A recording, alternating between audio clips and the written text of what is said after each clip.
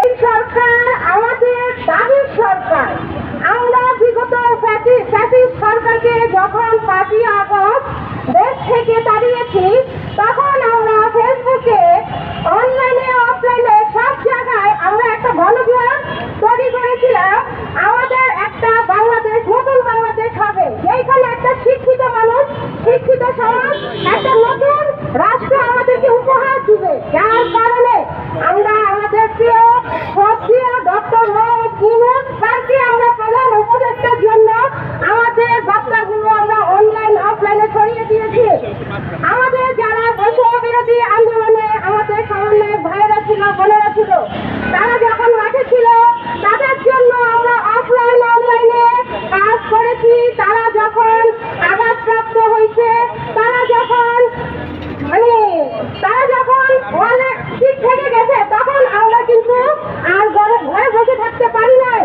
তারা যখন ব্যর্থ হয়েছে, আমরা সারা বাংলাদেশে প্রাইভেট ইউনিভার্সিটি, ন্যাশনাল ইউনিভার্সিটি, তখন আমরা রাজপথে এসেছি, রাজপথে তাদেরকে সমর্থন দিয়েছি। আমাদের দুঃখের বিষয়, সার্জিস, হাসনাত, নাহিদ, আসিফ ভাই, আপনাদেরকে সম্মান শ্রদ্ধা দিয়ে জানাচ্ছি যে আপনারা 25, 26, 27 বছর বয়সে বাংলাদেশের কর্মচার হয়েছেন। আপনাদেরকে আমরা স্বাগত জানাই। ঠিক তেমনি একটা কথা বলবো, হাসনাত, সার্জিস ভাই, আপনাদেরকে বলবো, আপনারা কিছু থেকে কিছু হলে ঢাকা বিশ্ববিদ্যালয়কে কেন মেল করেন? ঢাকা বিশ্ববিদ্যালয় কি সারা বাংলাদেশ? ঢাকা বিশ্ববিদ্যালয় কি সারা বাংলাদেশে ইউনিভার্সিটি কর্তা অভিভাবক? তাহলে আমরা কি? আমাদের প্রাণের দাবি 35, 37 ধরেছেন, এটা জনপ্রশাসন মন্ত্রণালয় সুপারিশ করেছে।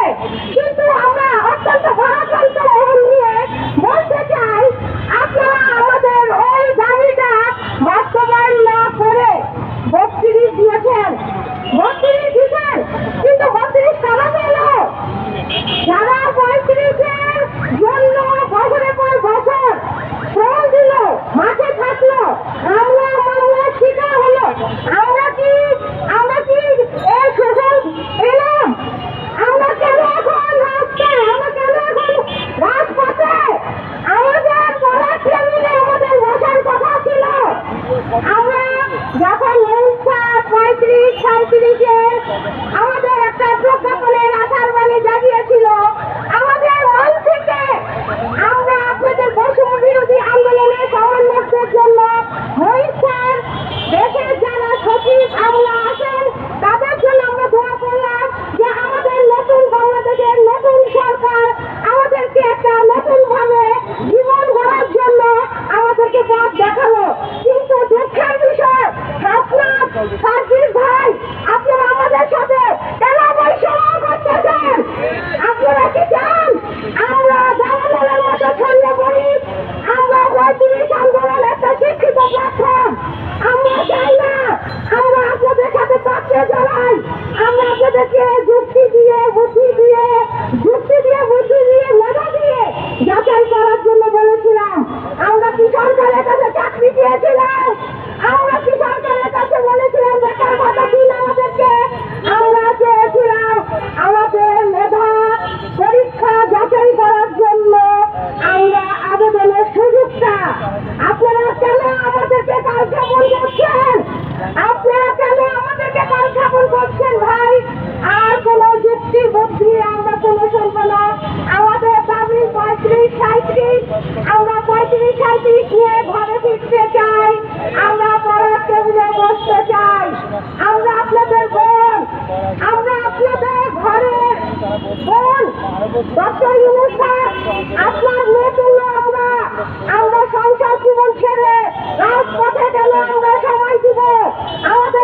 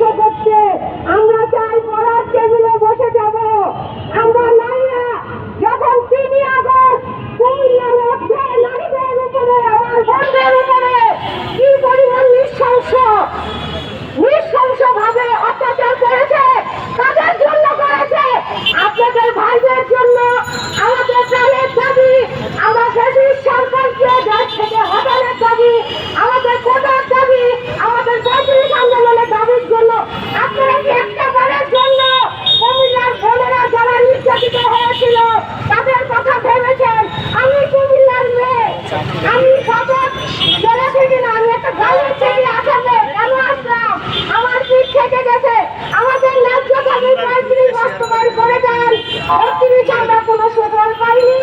32 না, এটা চাকুরিতে ওরা দেয় না। কাজের কাজ থেকে 7 বছর হাতে আছে। বিলম্ব এটা অনেকটা মিলে, ঠিক আছে? শেষ কথা, আমাদের দাবি বাস্তবায়ন চিকিৎসা করে কার্ড, দেন। জুডিশিয়াল গুরুত্ব চাই। আপনাদের যেভাবে ভোট দেওয়া হয়, আমাদের সাথে যোগাযোগ ক্ষেত্র বিশেষ, দেখছো? আমাদেরকে just পাড়ার টেবিলে বসতে দেন। 35-85% শিক্ষার্থী বড় করার দরকার নেই।